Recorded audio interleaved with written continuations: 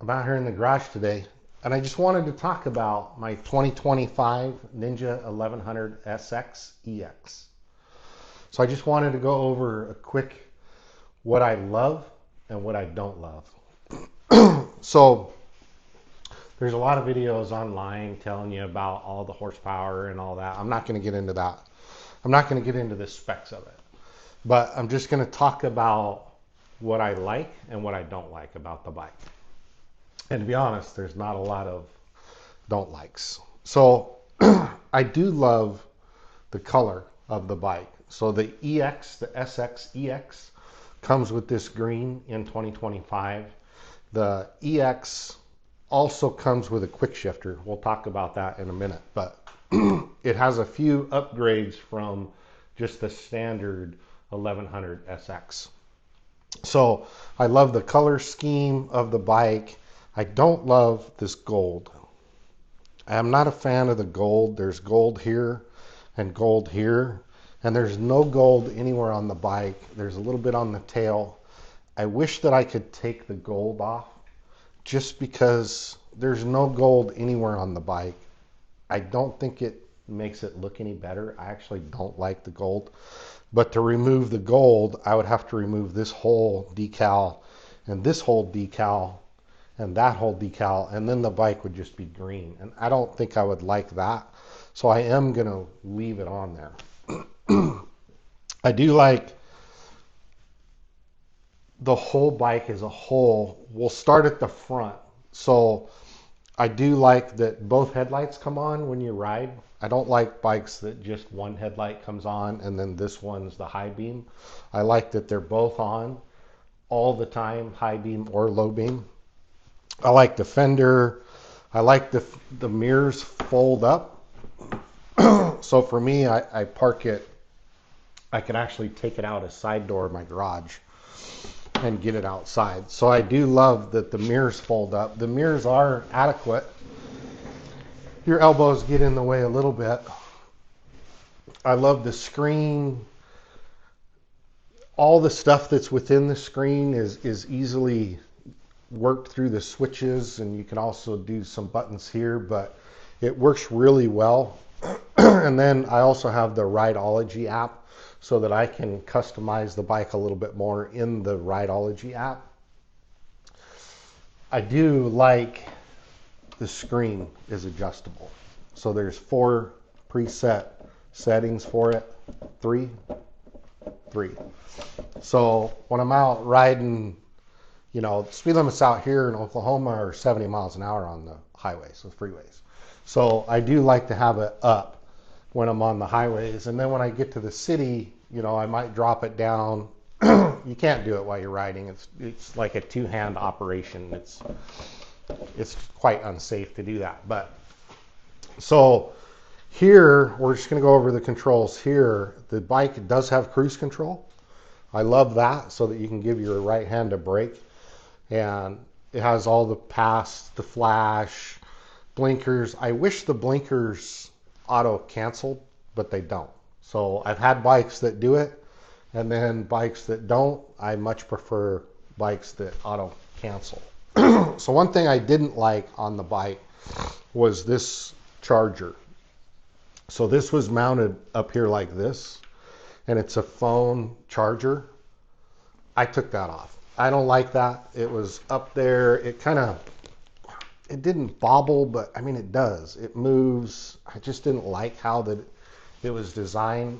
I like the old one that's down here, so I removed that. You have to take this cowl off, take this one off. It's really easy. Bend this up out of the way, and then for this particular one, I did have to cut the wires and then butt splice it back together. But this also gives me my voltage reading at all times, which is kind of nice. I can get that from the display, but it's kind of nice to have it. The EX has adjustable levers on both sides. I'm not sure about just the SX, so I'm just talking about my bike, the EX.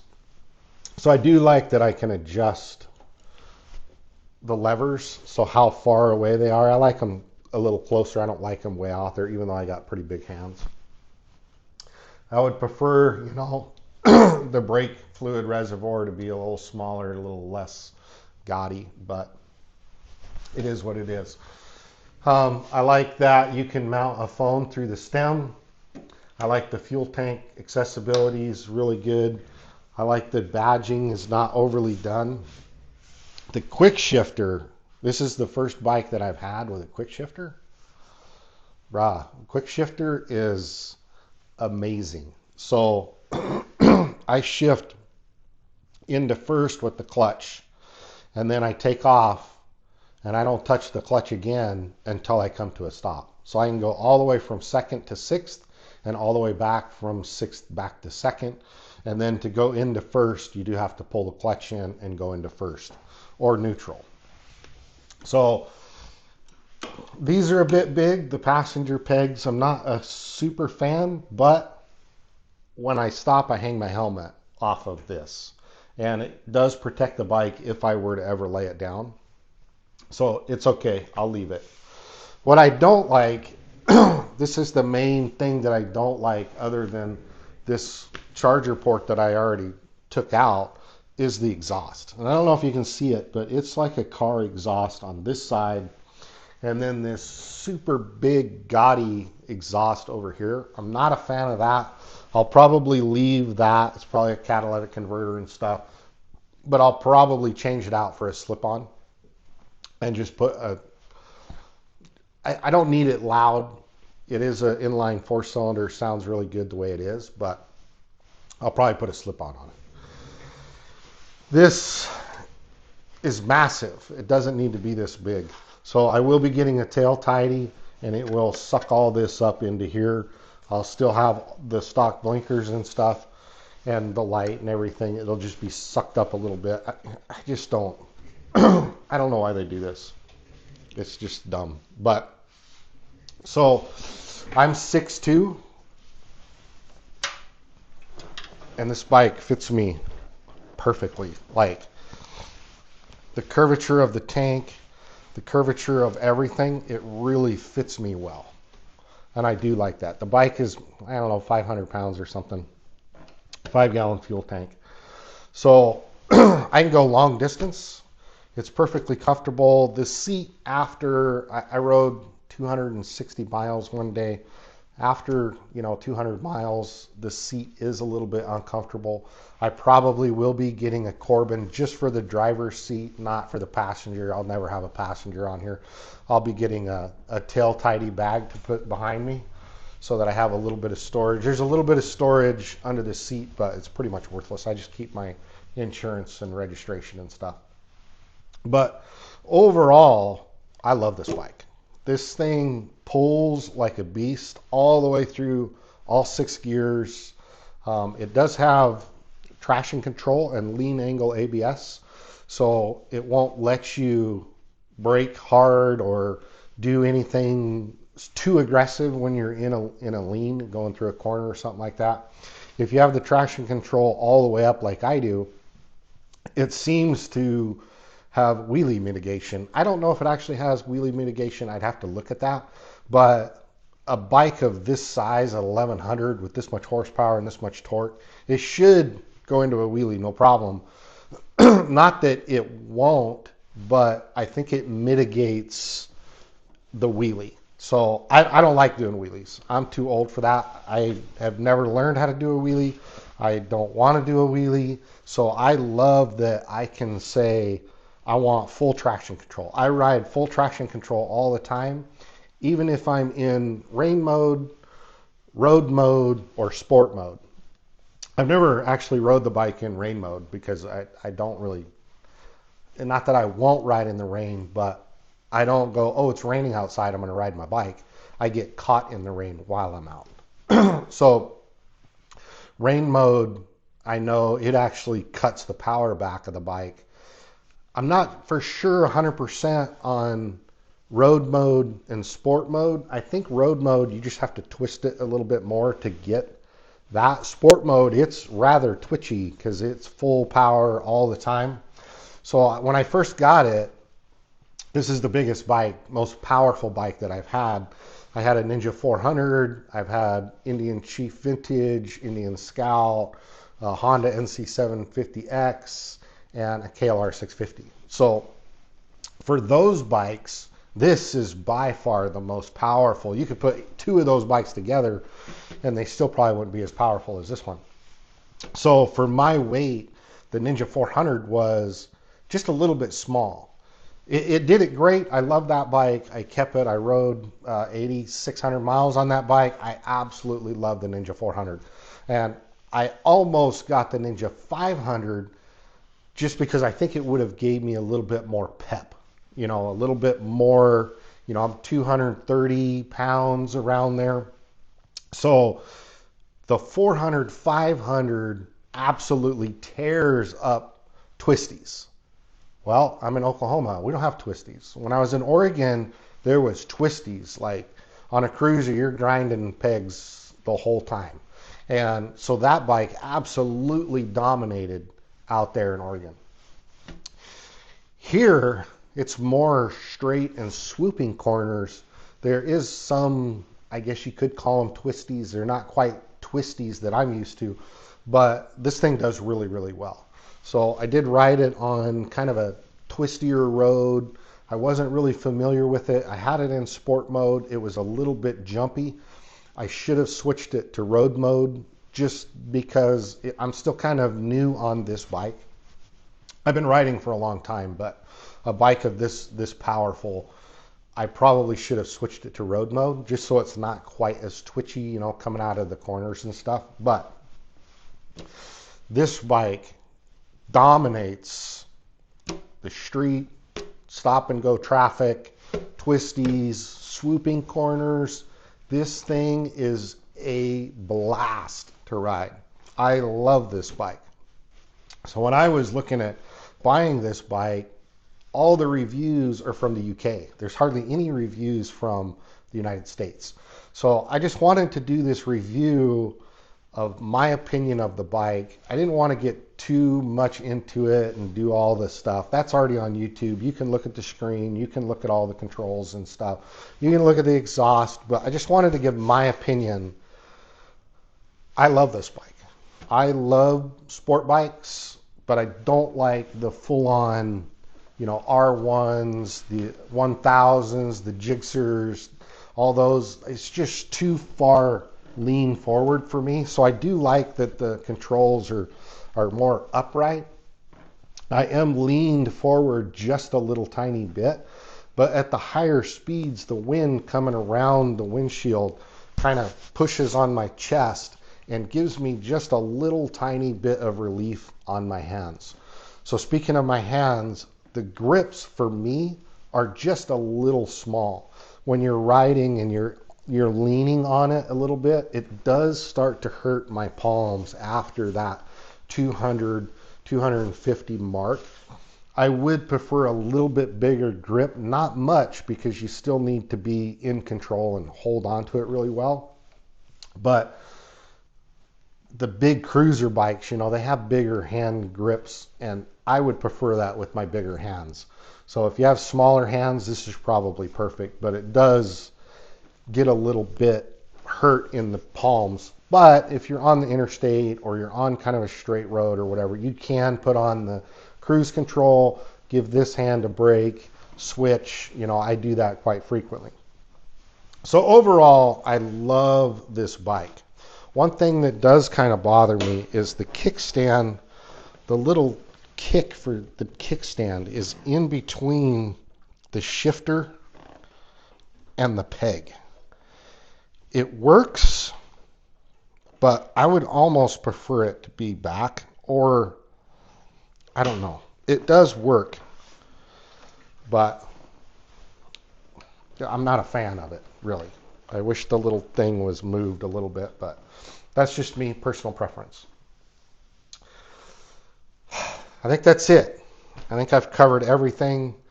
This bike's a blast. I did buy it used. The guy, I don't know, he just buys a lot of bikes. He's bought like 10 bikes from this dealership in like 4 months. And this was one of them. So it had like 1,000 miles. I don't even think it had that much. 700 miles on it. So he did the first oil change. He's very meticulous and stuff. They know him really well, and so I'm sure he did a good break in. Like the screen, you can set it to where your shift light comes on, and it was still set for like 4,500 RPM. And so I'm pretty sure like he broke it in just fine. I'm not worried about that. But you can change the look of the screen. You can change it from white to black. You can change your shift light, which is basically your rev bar that comes up. Once it hits your determined location, it starts blinking like a yellowish orange color, amber or whatever. So that's kind of cool. So it is, I raised it up to, I don't know, 9,000 or something. So if you're looking to get this bike and you want a sport bike but capable of touring, I would highly recommend this bike. It's super comfortable. You do have a little bit of movement in the seat. The 400, I felt like I was just jammed against the tank all the time. This one, I don't feel that. I don't feel that I'm jammed against the tank. I'm just sitting comfortably. I'm against the tank, but I'm not jammed into the tank like the 400. So make sure that it fits you good. The 400 fit me like a glove. This fits me really well. I've sat on some bikes, some sport bikes, that this curvature is just, it doesn't fit. It's weird for me, or maybe my long legs or something. But this bike really fits me well. It's a lot heavier than the 400. The 400 was about 360 pounds, and this is a little bit over 500, I'm pretty sure. But once you're moving, man, it is dialed. This bike is great. I love this bike. So I can't wait for some little warmer weather. It's like 50 degrees right now, and I do have a little bit of warm weather gear. Speaking of warmth and cold, the EX, the 1100 SX EX comes with heated grips. And there's 3 different levels. The button's kind of a pain to figure out which mode you're in. When you turn it on, the light will blink once and then pause, blink once, and then it tells you that it's in 1. Or it'll blink 3 times. So if you're riding and you hit your heated grips because your hands are getting cold, you have to look down and count, 1, 2, 3. Okay, I don't like that. I would prefer it to be like green for low, orange for medium, red for hot or high. So that I don't like. The heated grips are nice, and they will get plenty warm. And in like, I ride kind of a thinner glove, and they will get warm to almost be a little too warm. But I love this bike. If you're thinking about getting it, I would highly recommend it. I love the windshield. I like it like this. I don't like the look of it like that, but when I'm on the interstate, it does help get that wind kind of off my chest and shoulders. It comes kind of and hits me literally right in the helmet, basically. I've like felt the wind, when you're riding, you can kind of feel the wind. So it does hit me right in the helmet, but it doesn't cause any kind of bobbing or, head bobble or buffeting. It does a really nice job. I thought about tinting it, but in the up position, I think it would bother me. So I'm just going to leave it clear. But I do like it. The only thing I didn't like was this stupid phone charger thing. I mounted it down there, and now I can route it. I probably will never put my phone on here. I just don't like the distraction. And the phones today, they are very sensitive, the cameras, and I've ruined cameras before. And I have a iPhone 17 Pro Max, and they're expensive, so I don't want to ruin it. So I just usually put it in my jacket. It has a little kind of a phone pocket inside the zipper, so I just put it in there. I put my helmet on, hook up my cardo, hook up my music, and talk to my buddy. And I just really don't need my phone. My buddy that I ride with, he has his phone mounted on his cruiser, so he can kind of do maps or something if we need maps. But for the most part, we don't. We kind of know where we're going. But highly recommend this bike. I love it. If you're looking for a cruiser, or not a cruiser, I'm sorry, a touring bike, but you don't want the full-on cruiser, check out one of these. They are comfortable. It doesn't look like I'm comfortable, but I am 100% comfortable. With a Corbin seat, I put a Corbin seat on my Ninja 400. The 400 I could ride about 15 minutes before my butt was sore. With the Corbin seat, I had no issues. I rode that bike 360 miles one day, had no issues. I came home and literally I was like, man, I wish I could have stayed out longer. So I will be ordering a Corbin seat. But this one is good unless you're getting into that over 200 miles in a day, or you're riding, fuel tank to fuel tank and you're just stopping for fuel and keeping going. If you're taking breaks a little bit, every 45 minutes to an hour, maybe you're taking a 10, 15 minute break, you're probably okay with the stock seat. But we ride, like we're in our helmets, we're talking, we don't need to stop to talk. So we just fill up, get some water or something to drink, maybe a little snack, and we're back on the road, or we're just getting fuel, and it's literally a couple minutes. So for me, seat comfort is really important because of the way we ride. When we ride, we ride. We don't stop and do a bunch of stuff. We're riding. So I love this bike. Super powerful. Top speed, I don't know, it's like 157 or something. I'll never confirm that and let you know if that's actually accurate, but it pulls all the way through every gear, consistent. It doesn't seem to like spike on the torque. It feels like the torque is just flat all the way across the RPM. I'm sure there is some sort of something arc on the torque, but it pulls hard. The torque and the horsepower of this bike is perfect. So that's it for today. I just wanted to give a quick pros and cons, likes, dislikes. I love it. I love it front to back. The only thing was the charger, the tail tidy, and the gold. I would prefer the gold not to be on there. The SX, not the EX, is black. But I like this green, the Kawasaki green. It's a really pretty green, metallic and stuff. I took off the little stickers. I just left the Ninja 1100 SX sticker. But go out and get it, ride it hard. You'll love it. It's a blast. Be safe whenever you're riding. Just stay aware. Be safe. We'll catch you on the next one.